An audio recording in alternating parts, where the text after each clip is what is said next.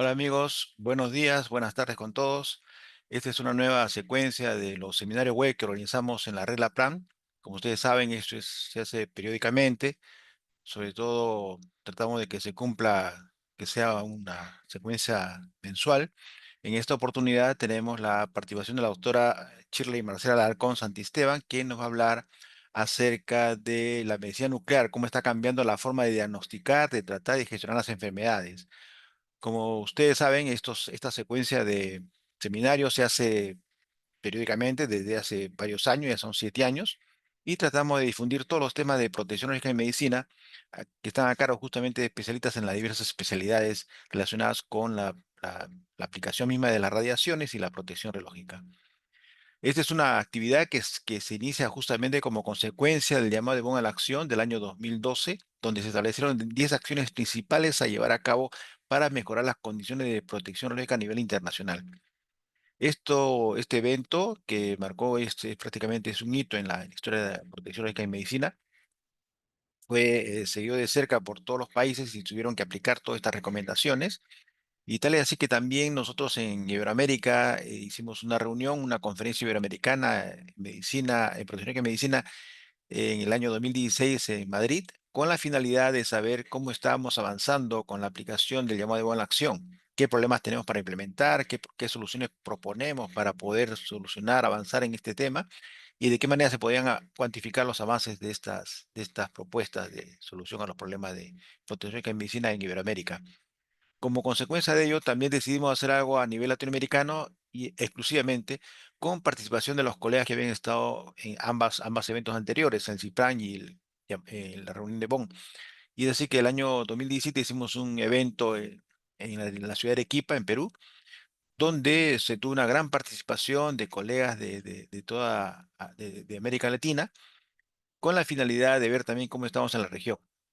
Una consecuencia de esta reunión fue que en la última reunión, la última sesión, los especialistas que habían estado en todas las sesiones que se llevaron a cabo en este evento, decidimos crear un grupo de trabajo para hacer un seguimiento a los temas de protección en medicina y de qué manera se podría estar implementando el llamado de buena acción, hacer más difusión al llamado de buena acción y ver cómo implementar a través de diversas actividades. Por esta razón, este grupo que se formó inicialmente como un grupo de trabajo tomó el nombre al poco tiempo de Red Latinoamericana de Protección Radiológica y Medicina, que está integrada por colegas que se incorporan voluntariamente, aportando su experiencia, su conocimiento y su tiempo, sobre todo, para diversas actividades, conferencias, reuniones, cursos, preparación de documentos, traducción de documentos, ¿no? Y una de las consecuencias de esta reunión, precisamente de este simposio de Arequipa, fue que era necesario hacer más difusión a los temas de protección y medicina. Y por esa razón se crea el perfil en Facebook de la Red LAPRAM. Red LAPRAM, que es la abreviación de Red Latinoamericana de Protección Radiológica y Medicina, que tiene más de 12.000 seguidores y donde se coloca mucha información relacionada con la protección radiológica y medicina a nivel internacional, mayormente en español. Hay eventos, reuniones, anuncios de diversas actividades, etcétera. Y esta regla plan se ha ido difundiendo a través de diversos eventos internacionales. Los más conocidos en América Latina son los congresos regionales y son los congresos tanto de protección como los congresos de física médica. En ambos se sigue hasta el momento actual, se sigue difundiendo lo que es la regla plan y siempre hay colegas que quieren colaborar en diversas actividades. Pero siempre tomando como referencia, como les digo, el llamado de Ponga la Acción, y una de las consecuencias también de esta reunión fue que era necesaria la difusión a través de utilizar los medios que sean más convenientes. En esa oportunidad se decidió hacer los seminarios web, como están haciendo, como está haciendo ahora, y por esa razón, con la colaboración de los colegas de Medellín, decidimos crear esta seminario web, o sea, seminarios de manera virtual. Incluso el nombre lo hemos decidido con nuestro primer invitado, que fue el doctor Eliseo Bañón. Con él decidimos crear los seminarios web, porque en este momento se llaman webinar o webinarios, y a partir de ese momento se llaman seminario web, que fue justamente iniciativa que nació de nosotros y después ya se ha ido difundiendo un poco más a través en otros eventos, ¿no?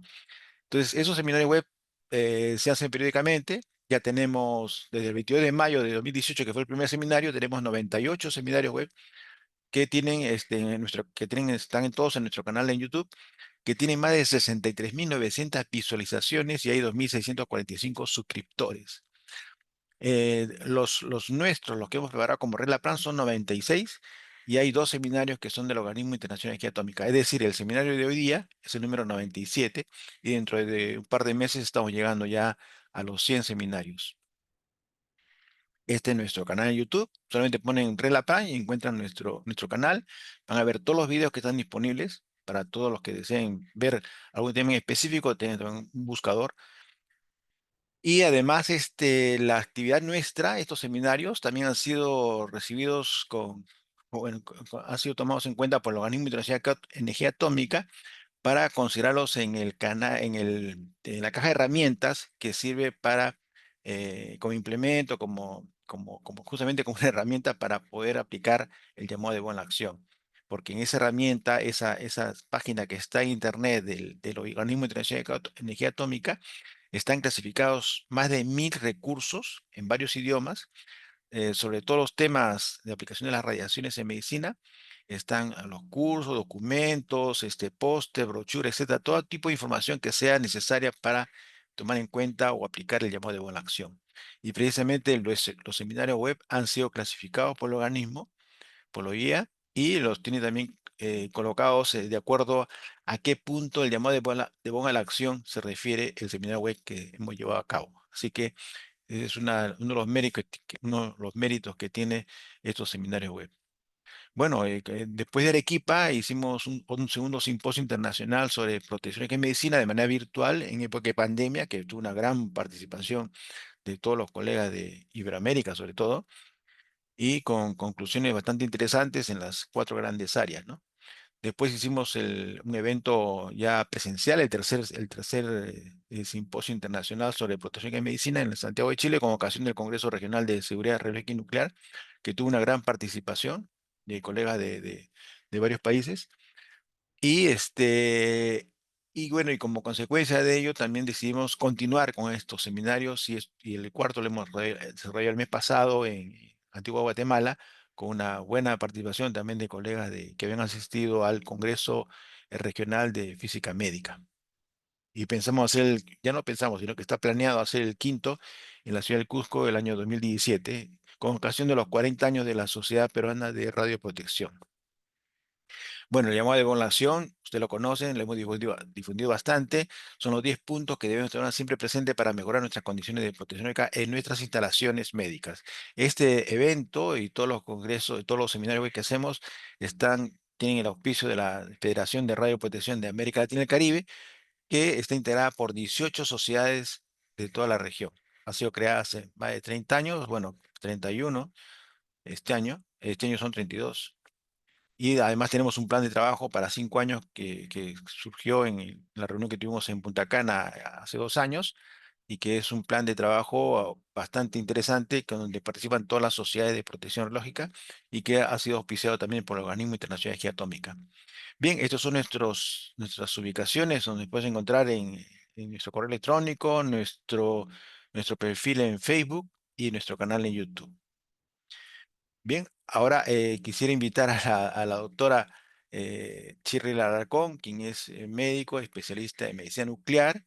Ella tiene una gran experiencia en estos temas de medicina nuclear y sobre todo toma muy en cuenta todo el tema de protección radiológica y por esa razón hemos invitado para que ella, como jefa del servicio de medicina nuclear de la Clínica Ricardo Palma, además docente en la universidad, nos explique sobre el tema que está comentando acerca de cómo la medicina nuclear está cambiando la forma de diagnosticar, tratar y gestionar las enfermedades. Ustedes pueden hacer sus preguntas por el chat. Ya al final de la conferencia podrán ser resueltas sus inquietudes. Entonces, ahora invito a la doctora Chile Alarcón, quien gentilmente se ha ofrecido a dar esta conferencia, para que nos exponga acerca de este interesante tema.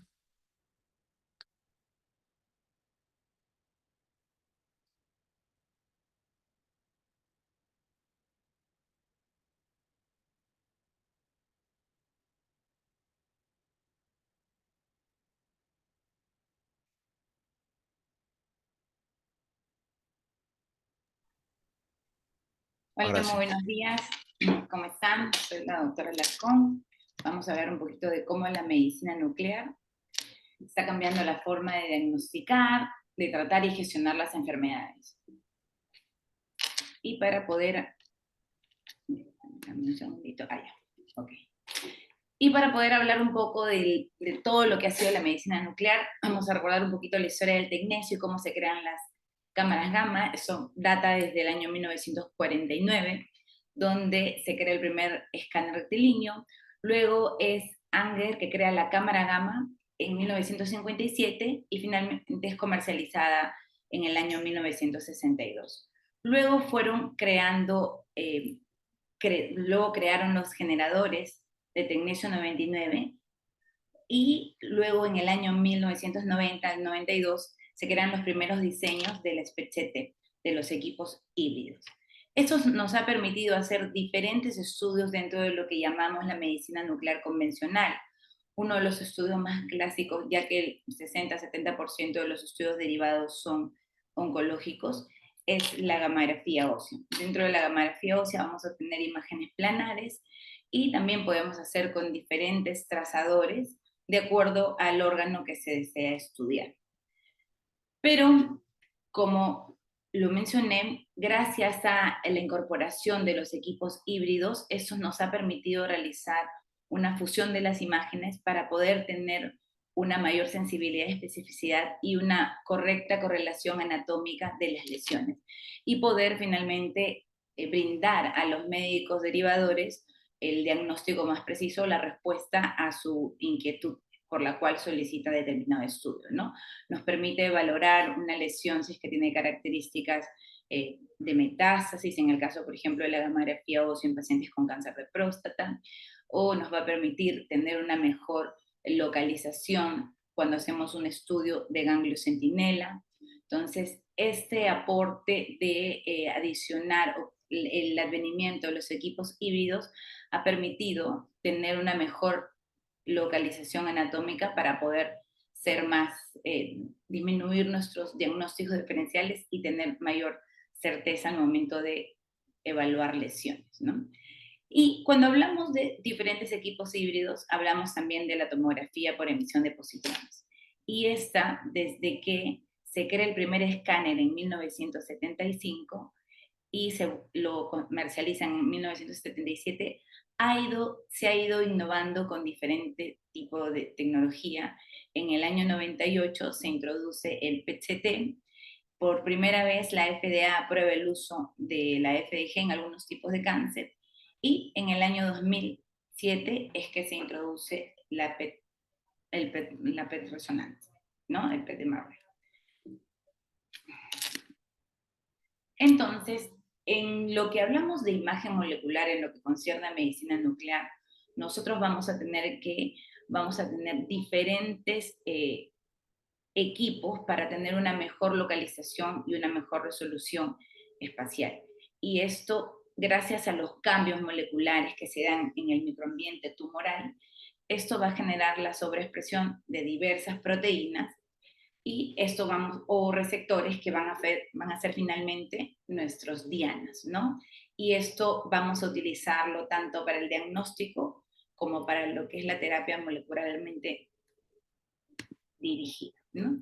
Entonces, cuando hablamos, uno de los que me gusta mencionar en su evolución son los tumores neuroendocrinos. Entonces, cómo se han ido creando diferentes radiotrazadores, desde el primero que fue el pentriótide, que es el otro scan, hasta los radiotrazadores PET que tienen una mayor sensibilidad para la detección de lesiones. Entonces, cuando hablamos de la imagen molecular en tumores neuroendocrinos, sabemos que el indio 111 junto con el pentriótide nos permitía hacer imágenes a las 24 horas, pero ¿cuál era el inconveniente? Que hay demasiado fondo y a veces las imágenes no tenían una buena relación lesión-fondo, ¿no? Entonces eso no permitía tener una gran sensibilidad en la detección de lesiones. Tenemos también, luego vino lo que son la gamografía con análogos de la somatostatina unidos al tecnesio 99, lo que permite una mejor resolución en la localización de lesiones, ya que el background es menor y además la adquisición de imágenes es más corta que cuando trabajamos con el indio. Pero cuando lo comparamos con los radiotrazadores PET como el galio 68 o el cobre 64 unidad otapécticos, vamos a tener que hay una completa diferencia y hay una mejor resolución espacial de los radiotrazadores PET sobre el SPECT, el tiempo de adquisición es menor y nos permite hacer mediciones semi-cuantitativas con una menor dosis de radiación, ¿no? Entonces, eh, para mostrarles un poco cómo cuando empiezan a crearse los radiotrasadores PET y se hace la comparación con los pacientes que habían realizado estudios de octrótido de la mamografía convencional, se vio que en aquellos pacientes se había realizado hasta un cambio un cambio en el tratamiento en casi el 39% de los pacientes, ¿no? Y esto es un metaanálisis donde ellos hablan de el aporte que tiene en la detección de lesiones, sobre todo de menor tamaño, en pacientes con tumores neuroendocrinos, ¿no? Y nos va a permitir lesiones que no se visualizaban en la gamografía con indio, con el ultrascan, se van a reconocer y esto nos va a permitir seleccionar también bien a los pacientes para que no falsee la sensibilidad por el tamaño de la lesión, ¿no? Ya que podemos tener lesiones menos de 2 centímetros en una gamografía o un estudio de autoscan que pueden tener una poca captación o no pueden tener captación del radiotrazador, pero cuando se hace un estudio PET con radiotrazadores, vamos a tener que hay una mejor captación de las lesiones porque es más sensible este tipo de estudio, ¿no? Entonces, vamos a tener que el PET-CT con galio 68 Dotatate es superior a las imágenes de indio 111 y se recomienda para el diagnóstico y estadificación de tumores no endocrinos, tanto gastroenteropancreáticos como pulmonares, ¿no? Entonces, es una técnica que nos permite reconocer lesiones de menor tamaño que no se podían visualizar con los estudios convencionales, ya sea la tomografía o el otro scan, y de esta manera tener dar un mejor tratamiento a los pacientes, ¿no? Entonces, vamos a tener diferentes radiotrazadores a lo largo del tiempo, de acuerdo a cuál les tiene mayor afinidad sobre los receptores de somatostatina.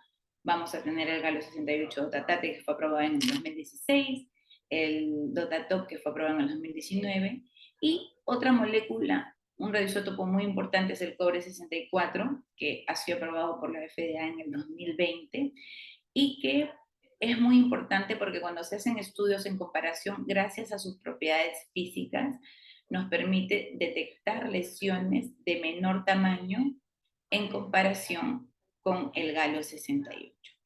Esta nos da el cobre 64 un mejor rendimiento y es una molécula que se está trabajando para poder unirla a diferentes receptores o diferentes moléculas diana para tener eh, una mejor resolución de las imágenes, que es lo que nos permite el cobre, ¿no? Entonces, los fármacos, los radioligandos han ido evolucionando con el tiempo. Algo muy conocido es el PSMA, el antígeno receptor, que desde el año 1987 ya se empiezan a tener estudios y la FDA aprueba el Prostacin por primera vez para la imagen molecular. Y desde ese entonces se han ido realizando diferentes ensayos para poder tener finalmente lo que es el galio 68 con PSMA 11, que es aprobado y es incorporado a las guías para poder tener un mejor estadiaje en pacientes de alto riesgo con un score de Gleason elevado y en aquellos pacientes con recurrencia bioquímica también es la indicación. Entonces, el PSMA o el PET-PSMA ha sido incorporado desde el 2022 para tener un mejor diagnóstico en los pacientes con cáncer de próstata. Y en el 2022, también en marzo, es aprobado el PSMA para terapnosis. lo que se conoce como Pluvicto. Entonces vamos a tener diferentes radioligandos del PSMA. Eso va a depender de cuál es el que tengamos a disposición, si es que se cuenta con un generador de galio o si se cuenta con un ciclotrón. Hay que tener ciertas consideraciones porque el flúor 18 con PSMA nos puede dar ciertos falsos positivos, dependiendo en lesiones óseas que de repente no van a tener una gran representación tomográfica, entonces hay que tener una correcta evaluación cuando hagamos este tipo de estudios.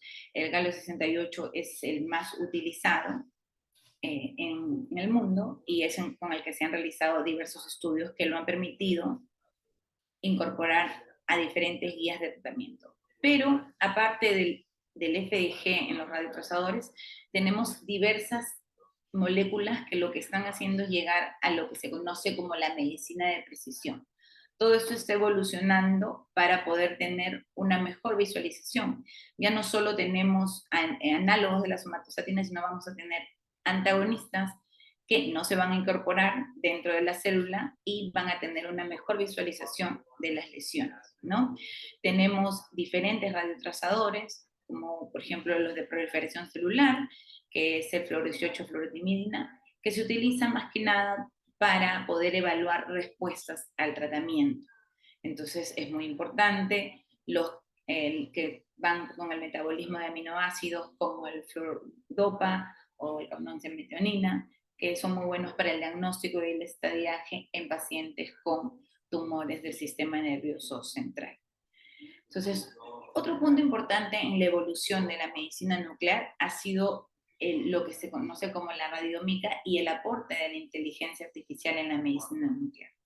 Entonces, esto ya hay muchos estudios que se están realizando porque esta cuantificación de las lesiones nos va a permitir tener una mejor subtipificación de tumores y también nos puede permitir evaluar si es que hay o no hay lesión tumoral, ¿no? Diferenciar lo benigno de lo maligno, ¿no? Entonces, es una herramienta transformadora en el campo de la medicina personalizada, porque estamos haciendo lo que es la medicina de precisión, la medicina personalizada. Y esto es solo un ejemplo, ya que tanto para el cáncer de pulmón están utilizando mucho lo que es la radiómica, porque van a extraer características cuantitativas de las lesiones y cuando las van a combinar con los diferentes datos clínicos, patológicos, moleculares, vamos a poder todas estas diferentes características, poder compararlas y hacer protocolos de estandarización para segmentar y poder tener un mejor aporte en la selección de las diferentes lesiones, ¿no? Entonces, esto nos va a permitir diferenciar tejido benigno y maligno, diferenciar si es que hay un nódulo pulmonar solitario y qué tipo es. Entonces, de acuerdo a la información o la data que vaya a tener ese tipo de, cuando se introduzca con la radiómica, vamos a poder tener la discriminación de las lesiones y poder valorar la heterogeneidad tumoral en pacientes, por ejemplo, con cáncer de pulmón, lo que finalmente nos lleva a tener un mejor manejo y también lo que es respuesta al tratamiento, ver cómo se encuentra el paciente en determinado punto de la terapia, ¿no? Y si es sensible o no a determinada terapia, ya que vamos a poder tener datos, por ejemplo, si es que responden o no a la inmunoterapia, ¿no? Para ver si es que hay expresión del PDL1 o no en el cáncer de pulmón. Entonces, la radiómica tiene un gran aporte porque integrar estos modelos de inteligencia artificial nos va a permitir también adaptar dosis o seleccionar candidatos para las posibles terapias con radioligandos, ¿no? Y en el cáncer de próstata, que es lo que está tratándose mucho, se están creando muchos radiotrazadores y también moléculas teragnósticas, entonces el aporte de la radiómica en la inteligencia artificial en el cáncer de próstata permite que este análisis radiómico y de inteligencia pueda seleccionar pacientes o sea, seleccionar lesiones y poder hasta clasificarlas de acuerdo a las características que tienen, ¿no? Vamos a tener que puede ayudarnos a definir, podría ayudarnos a definir rápidamente cuál es el score de Gleason, y con toda esta información de la lesión, perdón, con la información que tenemos, poder tener un diagnóstico para tener un mejor manejo del paciente, poder diferenciar tejido patológico del tejido sano, poder tener lesiones donde hay necrosis y que pueda identificarlas, ¿no? Pero esto todavía está en desarrollo, entonces lo que falta es que se incorpore la data para poder tener todo esto, y gracias a los mecanismos y los algoritmos computarizados podamos obtener una mayor precisión en la cuantificación, en la selección de las lesiones, ¿no?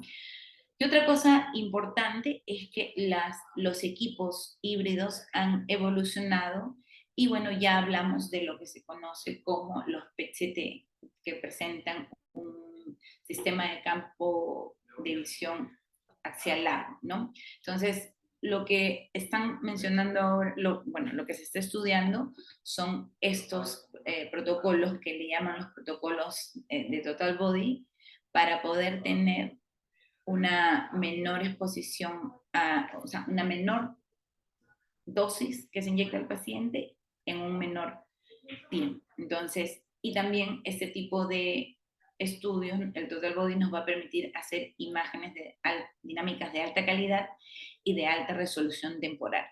Pero hay que tener cuidado porque si bien el ruido es más bajo y hay una mayor diferenciación del tumor con el fondo, cuando tengamos lesiones pequeñas como ganglios, esto puede estar falseado. Entonces se requiere un mayor entrenamiento por parte de los operadores para poder tener menores falsos positivos, ¿no? Existen en el mercado diferentes sistemas que tienen este tipo de maquinaria, este tipo de PET, y se han hecho varios estudios donde se trata de probar qué tan buena resolución de imágenes tengo a una menor dosis, ¿no? Entonces, ese es un paciente con un linfoma de 12 años, donde le hacen un total body y tratan de evaluar las imágenes, pero a medida que va disminuyendo la dosis, el ruido se incrementa. Entonces, a partir de 0.5 megabequereles va a ser o sea, tienen imágenes buenas. Y lo que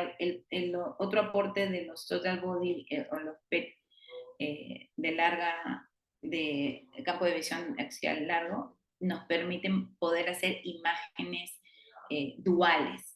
O sea, en el mismo paciente se va a inyectar, por ejemplo, en este paciente con cáncer de próstata se administra una dosis de galio 68 PSMA, y después de un tiempo termina la adquisición y se inyecta se inyecta la dosis de flor 18 FDG, ¿no? Entonces, al final van a superponerse las imágenes, porque se va a seguir viendo la imagen de la captación del PSMA, pero lo que vamos a tratar es de identificar nuevas lesiones que tengan una avidez por el FDG. Entonces, esto es importante cuando hablamos de lo que es teragnosis y la selección de los pacientes para tener una mayor efectividad en la respuesta terapéutica, ¿no?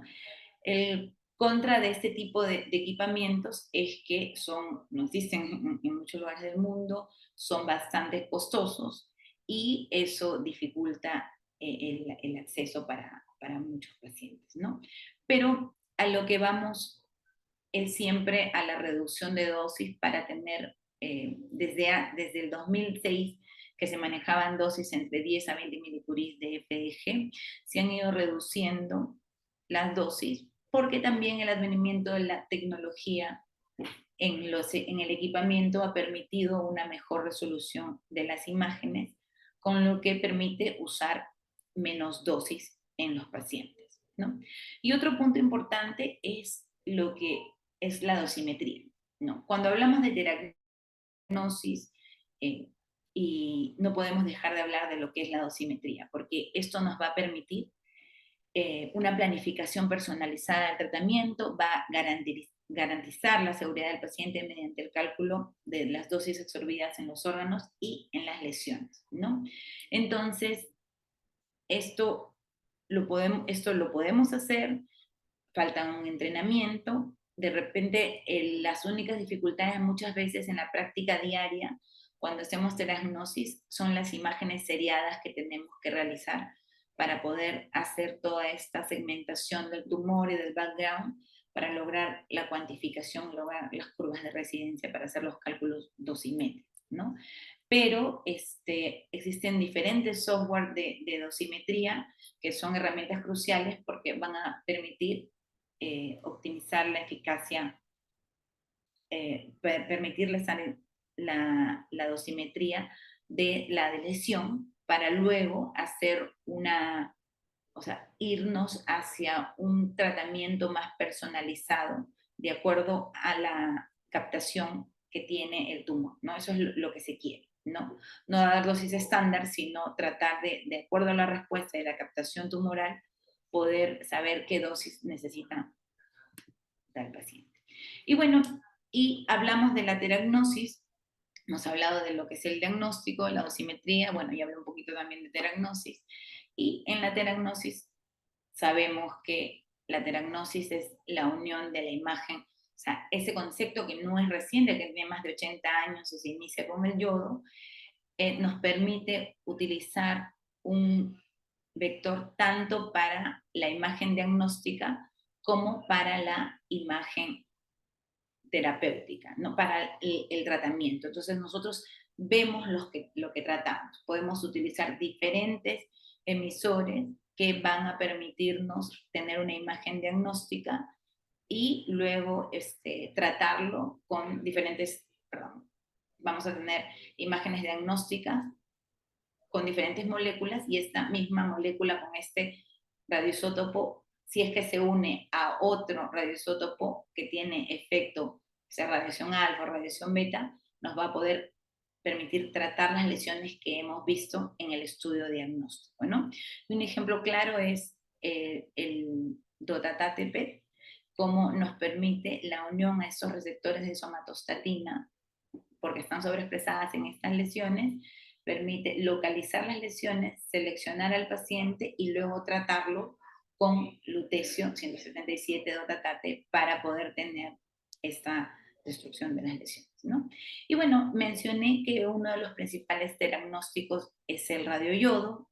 Desde su creación, desde que se descubre que hay yodo en la tiroides en el año 1895, se crean de manera artificial el yodo 131 y se trata en pacientes con hipertiroidismo en la Universidad de Berkeley por primera vez en 1938. Y luego Hertz administra, ya lo conocemos esto muy bien, administra a un paciente con cáncer de tiroides, un paciente con bocio y luego a un paciente con cáncer de tiroides. Y finalmente el yodo es aprobado en 1951 por la FDA para el tratamiento del cáncer de tiroides, siendo el primer agente diagnóstico que hemos tenido, ¿no? Entonces vamos a tener que nosotros vamos a ver lo que tratamos cuando hacemos un estudio diagnóstico, ¿no? Damos la terapia y entre el cuarto y el décimo día después de la terapia obtenemos las imágenes. Si te contamos con un equipo de oído, vamos a poder localizar dónde están las lesiones y poder reclasificar al paciente, ¿no? En este caso el cáncer de tiroides, que hacemos una evaluación dinámica en los pacientes independiente del riesgo de recurrencia, ¿no? Entonces, cuando hablamos de teragnosis, hablamos de los diferentes tipos de radiaciones y vamos a hablar de la radiación alfa y de la radiación beta. Un radioisótopo que está siendo muy estudiado es el actinio. El actinio lo estamos utilizando para diferentes patologías, sobre todo para el cáncer de próstata ligado al PSMA y el lutecio 177 que se utilizan. De acuerdo al tipo de LED que tengan, si es bajo o alto, van a tener una mayor daño, ¿no? En el caso de las partículas beta, suelen tener una ruptura de una cadena de ADN y la producción de diferentes radicales libres que destruyen finalmente el tejido tumoral. Pero en el caso de la radiación alfa, esta radiación alfa tiene una penetrancia menor que permite una mayor destrucción del tejido, hay una destrucción de la doble cadena de ADN con menor posibilidad a que este ADN se repare en estas células tumorales, lo que permite una mayor destrucción del tejido tumoral y menor de las células aledañas, ¿no? Entonces, no solo es eso, también tenemos otro tipo de radiación, como la radiación Euler, que se está utilizando mucho ahora con el Terbio 161. Y el primer, el primer, la primera teragnosis después del yodo, después de mucho tiempo, es aprobada en el año 2017, gracias a este estudio que es el NETER-1 para tumores neuroendocrinos de gastroenteropancreáticos, sobre todo G1 y G2, ¿no? Este ensayo de fase 3 multicéntrico y abierto permitió incorporar la terapia con lutecio dotatate como una segunda línea de tratamiento en los pacientes con tumores neuroendocrinos que habían progresado al tratamiento con análogos de la somatostatina.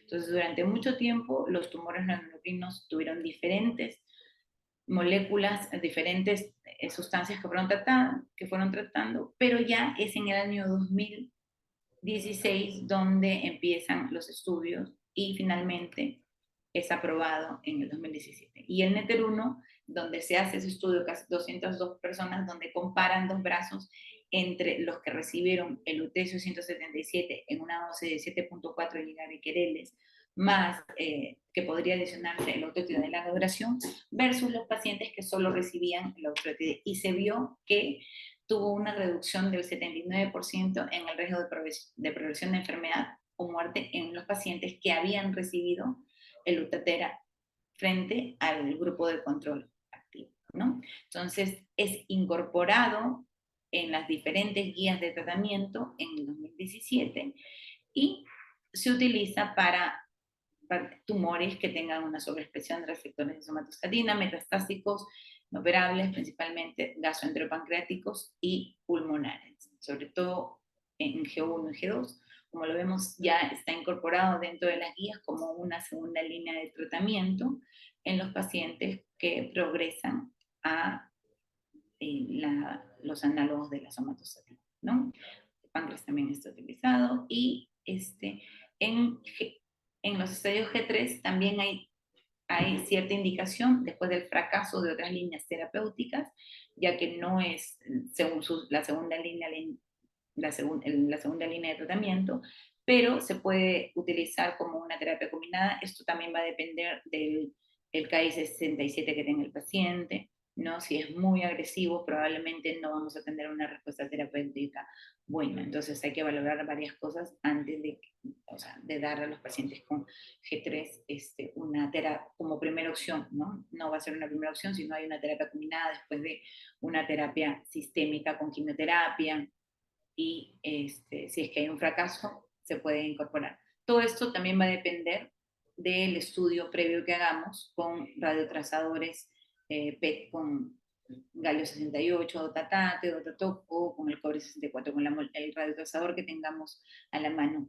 Y ya dependiendo si es un G2 o un G3, no solo vamos a usar los radiotrazadores dotapéptidos, sino también vamos a utilizar el fluor 18, la FDG, glucosa, sobre todo cuando el KI67 está más del 5%, para valorar si es que hay una desdiferenciación del tejido tumoral y poder saber si es que va a ser tributario o no de una terapia con análogos de la somatostatina como el lutecio 177 dotatate, ¿no? Entonces, esto ya está incorporado en diferentes guías, está en la guía ESMO, que ya lo tiene como una segunda línea de tratamiento, y eso es en cuanto a los tumores no endocrinos.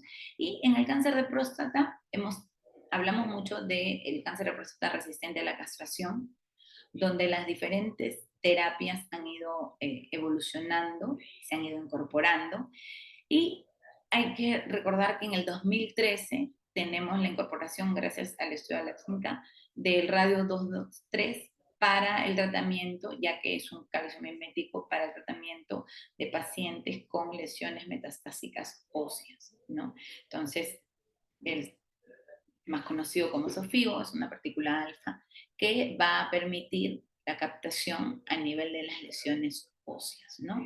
Y cuando lo comparamos con el lutecio va a unirse a diferentes tipos de lesiones, ¿no? No solo óseas, no viscerales, linfonodos, micrometástasis, ¿no?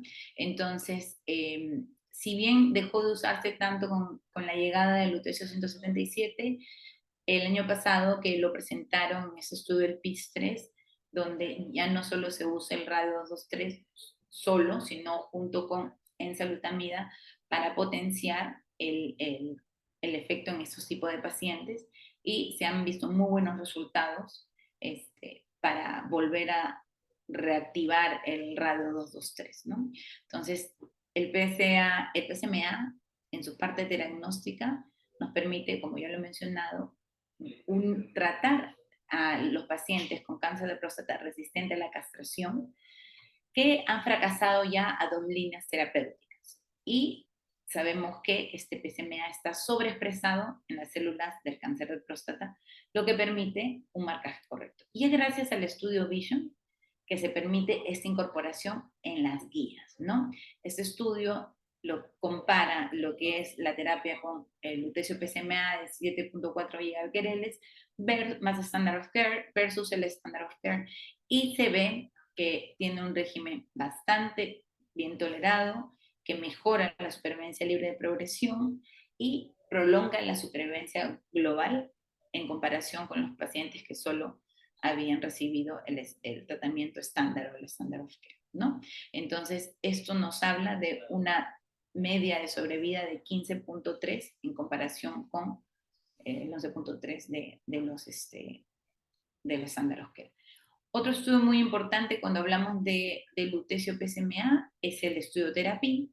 En ese estudio Therapy, que es un estudio australiano, un ensayo multicéntrico, no solo se utiliza al radiotrazador PSMA, no solo hacen los estudios de los pacientes seleccionados con galio 68 PSMA, sino también utilizan el otro radiotrazador, que es el FDG. En este estudio lo que ellos comparan es brindar la terapia de lutecio PSMA con la terapia sistémica de taxanos, que es el cabazitaxel, ¿no? Entonces, son pacientes que si bien no llegan a lograr el endpoint primario, que era la supervivencia global, lo que sí se ve es que hay una reducción en los pacientes que habían recibido la terapia con lutecio, en el brazo con lutecio, del 66%, o sea, más del 50% en la reducción del PSA en comparación con los pacientes que habían recibido cabazitaxel, ¿no? Y otro punto importante de ese estudio es que ellos demuestran que la terapia es segura con lutecio, con una poca cantidad de efectos adversos grado 3 o grado 4, y es mucho más tolerable que la quimioterapia con el cabecitaxel, ¿no? Entonces, el,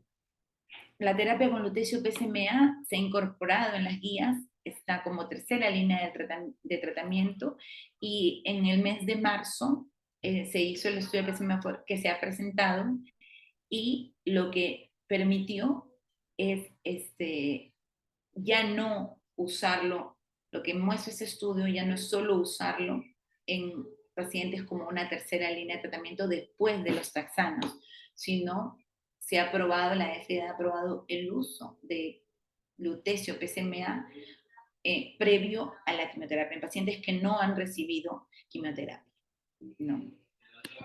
Entonces, en cuanto a lo que es la terapia con lutecio PSMA, tenemos diferentes ensayos que se vienen realizando, desde la segunda o tercera línea que lo hemos visto, ya lo he mencionado, en pacientes con resistencia a la castración, hasta estudios como el Lutectomy, donde hablan de la neoadyuvancia, ¿no? Inyectan, es un estudio con una muestra pequeña, pero inyectan el lutecio PSMA en las lesiones prostáticas y luego hacen la prostatectomía y evalúan la cantidad o sea, que también captó el tumor, los bordes y todo eso, ¿no? O sea, ya como una neoadyuvancia, ¿no? Y tenemos diferentes estudios como el PCM Addition, el ENSAPI que se presentó en el ESMO del 2023, donde se vio que la terapia combinada mejoraba la supervivencia libre de progresión.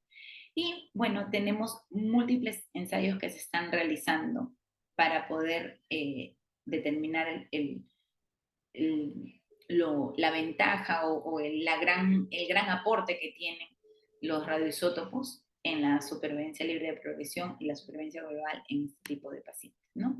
Entonces, todo lo que refiere al mercado de la radiofarmacia va a tener un crecimiento exponencial según lo que han determinado los diferentes medios económicos hasta el 2035, donde se ha visto o están realizando unas grandes inversiones de billones por la industria farmacéutica en la producción, sobre todo de moléculas para terapia, ¿no? Entonces, no solo para el diagnóstico de medicina nuclear, que se siguen creando nuevos radiotrazadores PET, ¿no? Y también algunos que se ligan al TECNES 99, ¿no? Porque no todos los países cuentan con el equipamiento PET, pero sobre todo el gran auge va es en lo que es la terapia, ¿no? Entonces, para el 2034 vamos a tener un crecimiento exponencial, sobre todo en Estados Unidos, Europa, Asia sigue en Estados Unidos, Europa, Asia y en menor cantidad en Latinoamérica, ¿no? Entonces, este mercado va a desarrollar diferentes tipos de radiotrazadores, ¿no? Sobre todo, algo muy importante es la terapia alfa, que es la que está siendo muy estudiada, ¿no? Y dentro de la terapia alfa tenemos el actinio, al astatin 211 y bueno, el terbium que emite la radiación auge, que va directo al núcleo y lo desestabiliza y produce un mayor daño, ¿no? Entonces, tenemos diferentes moléculas, ¿no? Que se están creando y tenemos ensayos como el actinio con el dotatate, también tenemos el plomo 212, el dotatate, y el único punto importante es que el actinio, si bien es una molécula muy buena en comparación con el astatín y con el plomo, que emiten solo una radiación alfa que va al tejido tumoral, la ventaja, por así decirlo, de la radiación del actinio es que dura más tiempo y de esa manera genera una mayor destrucción tumoral, pero se están realizando varias investigaciones porque produce hijos, radioisótopos hijos, que logran romper el enlace de la marcación y liberarse y pueden generar daño en órganos o en tejido que no debería tener exposición a la radiación. Entonces, el único inconveniente con el actinio es la producción de los radioisótopos hijos, porque emiten mucha radiación alfa y en el decaimiento van generándose diferentes radioisótopos hijos que pueden generar una mayor destrucción del tejido, que es lo que no se espera, ¿no? En el sentido del plomo y del astatín van bien, pero no duran tanto en el tejido tumoral. Entonces lo que se quiere es que la ruptura celular sea completa, con poca posibilidad de que el tejido tumoral regenere, ¿no? Entonces eso es lo que se quiere. Y también en el PCMA tenemos diferentes radioligandos que se están creando para poder tratarse, ya sea con astatín, con actinio, ¿no? El torio, hemos visto. Entonces, hay un tremendo auge de todo lo que es la radioteragnosis, ¿no? Y otra molécula muy importante es lo que es el FAPI, ¿no? El FAPI, que es esta proteína activadora de fibroblastos que se sobreexpresa, sobre todo porque hablamos de que el microambiente tumoral no solo es el tumor en sí, sino las células fibroblásticas que están alrededor. Entonces, este FAPI, se ha visto que tiene muy buena captación en muchas patologías más que el FDG, permite valorar la captación de las lesiones con una menor captación en el fondo. Entonces, una mejor relación fondo-lesión. Tenemos otras moléculas como el circonio, que está unido, por ejemplo, a los anticuerpos contra el, el antígeno el antígeno de la... Ay, me fue el nombre.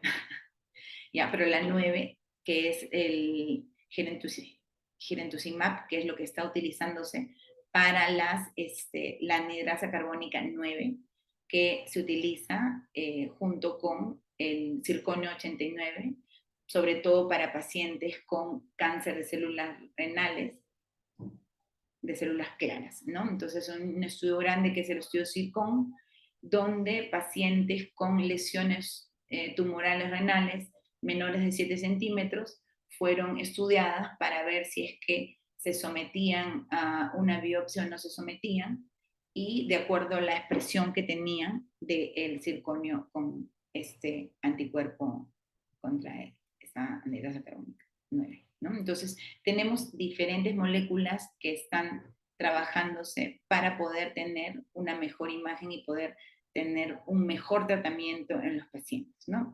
Y en cuanto al FAPI, este inhibidor, ¿no? Nos permite, tiene una mejor captación, sobre todo en tumores, o sea, en las lesiones estromales, porque es ahí donde se deposita, sobre todo del tracto digestivo, ¿no? Entonces vamos a tener pacientes, por ejemplo, un paciente con carcinoma hepatocelular que se le realiza un FG y luego la biopsia y no hay ninguna captación, pero cuando le hacen el estudio con FAPI hay una captación, una sobreexpresión a nivel del tejido hepático, ¿no? Y resultó ser un carcinoma hepatocelular.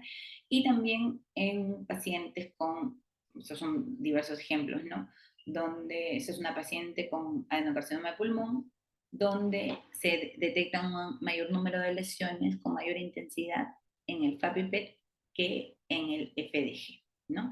Entonces son lesiones que, como no tiene una gran captación metabólica a nivel del sistema nervioso, nos va a permitir una mejor localización de las lesiones, ¿no? Como este paciente que tenía una lesión a nivel occipital que no se había visto en el estudio con el FDGP, ¿no?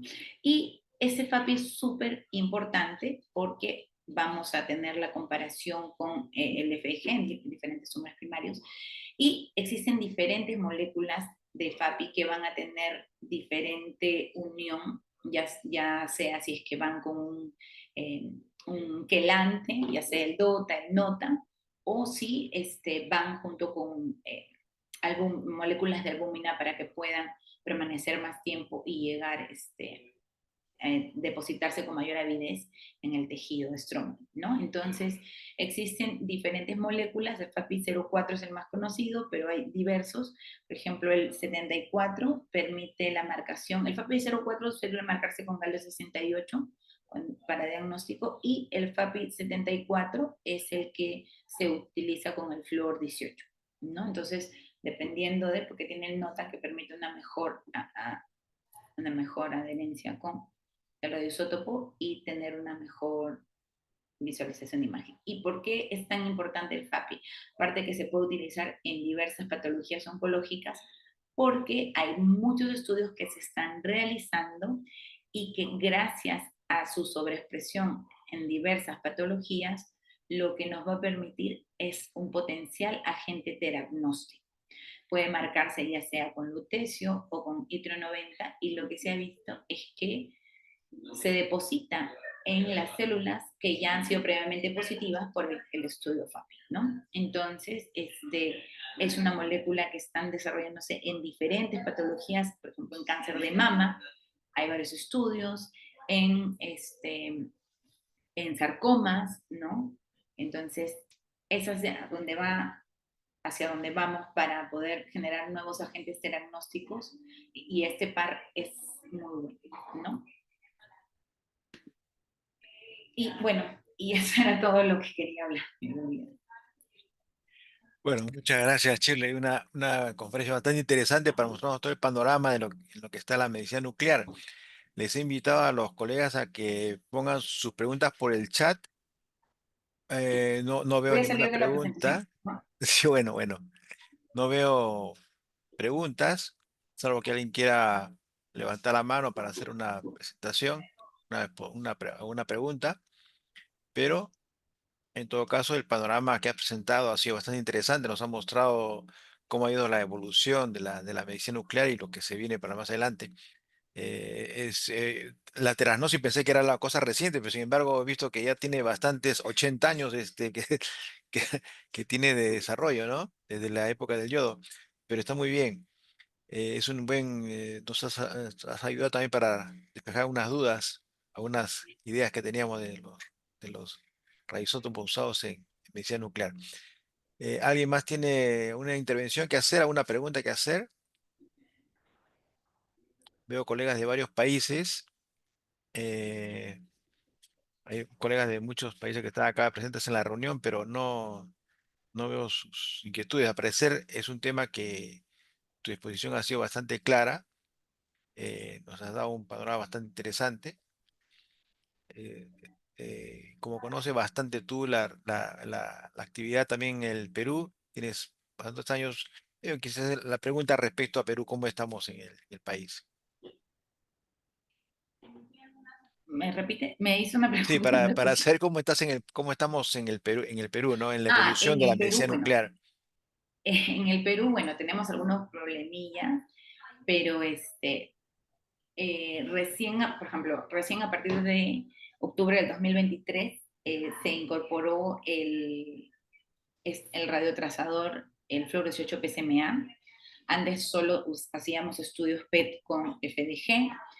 No tenemos aún en el Perú, es una triste realidad, radiotrazadores con dotapéptidos, Galo 68 o el Fluorescein nota Octrótide o cobre 64. No hemos realizado todavía estudios porque la medicina nuclear en el Perú hoy está en una evolución tremenda. De lo que no había crecido en los últimos años, se han incorporado más equipamiento PET-CT, se están creando otro ciclotrón.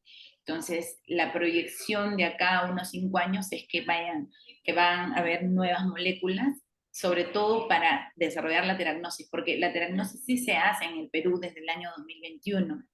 Se inició para tumores neuroendocrinos y ya actualmente ya se hace para cáncer de próstata también, ¿no? Y y a veces aplicarse paciente con una enfermedad. Aquí estaba leyendo la pregunta, ¿no? Ah, ya, ya. No.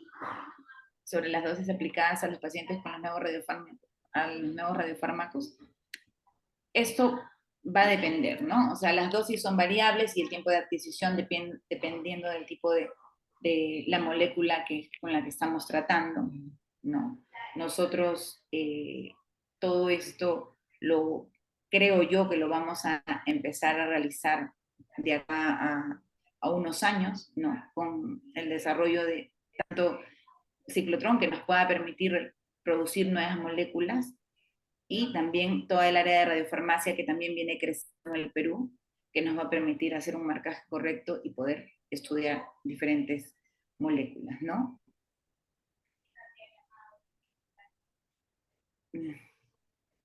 Esa es la pregunta que han hecho sobre la dosis en los pacientes con nuevos radiofármacos. La- Sí, no veo otras preguntas.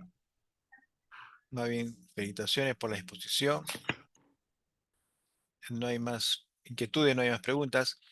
Bien, para comentarles, bueno, aunque unas personas han ingresado recientemente, les comento que más tarde va a estar la exposición del seminario web, va a estar en el canal de YouTube.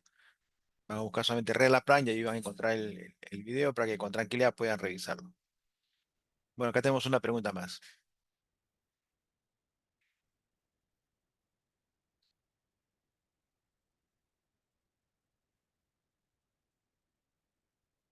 Es una pregunta acerca de inteligencia artificial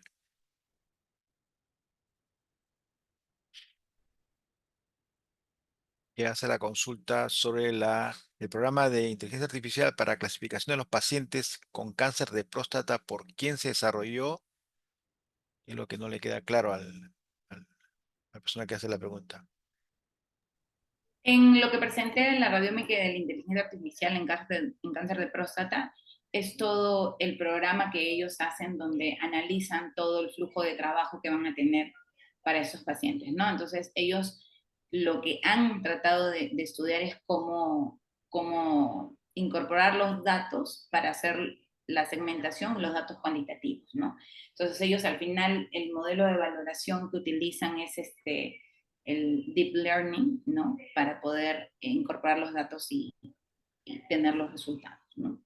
Eso es en la metodología del modelado de la validación, ellos lo separan en supervisado, no supervisado, ¿no? Y empiezan a tener, eh, empiezan a evaluar las diferentes lesiones, pero no habían valorado con evaluadores externos para que no tengan ninguna injerencia, ¿no? Entonces empiezan a introducir la data, este, refiero la data. Sí, les puedo Ah, el pasar el artículo, artículo, no sé para hacia compartir el dónde es. artículo. No sé si lo ¿Sí? puedes poner, si tienes, colocarlo en el chat o indicar la referencia. Si me lo envías, yo les puedo enviar a todos Sí, el... ahí Sí. está, una revisión sistémica de lo que era el aporte de la radiómica y de la Pero ahí estaba inteligencia la artificial. referencia, creo, ¿no? Decía en qué revista, en qué, ¿no? Estaba ahí. Sí, Se puede pero encontrar. pero se lo puedo enviar si Ya, ya, desea, ya. ¿no? Claro, si me lo envías, yo les reenvío a todos. A Perfecto. Andrea Julio. Ya, está bien, perfecto, sí, sí lo Muy puedo bien. compartir. Ahí tengo dos, uno que presenté de cáncer de pulmón y el de cáncer de próstata, que es donde se han hecho más avances sobre el aporte de la radiómica y de la inteligencia artificial, sobre todo en este tipo de patologías, ¿no? Que causan tanta mortalidad en el mundo y que permiten ten- tener una mejor disquisición entre una lesión tumoral y una lesión, no. Ok. Bien. Bueno, ya que no veo más que tú más preguntas, les comento que justamente sobre inteligencia artificial, el próximo seminario web de acá a unos días va a ser sobre ese tema, inteligencia artificial en medicina. Así que estén atentos a la invitación que se va a hacer. Bien, ya que no hay otra pregunta, a ver, sí, no veo más preguntas. A ver,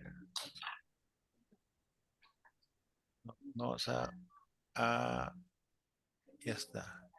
Acá había una, ok, bien. Bueno, agradecerles a todos por su asistencia, por su participación y en especial a Shirley. Muchas gracias por tu presencia, por tu participación. Estaremos en comunicación para cualquier inquietud que tengan.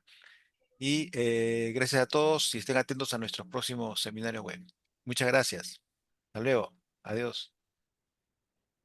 Muchas gracias, Shirley.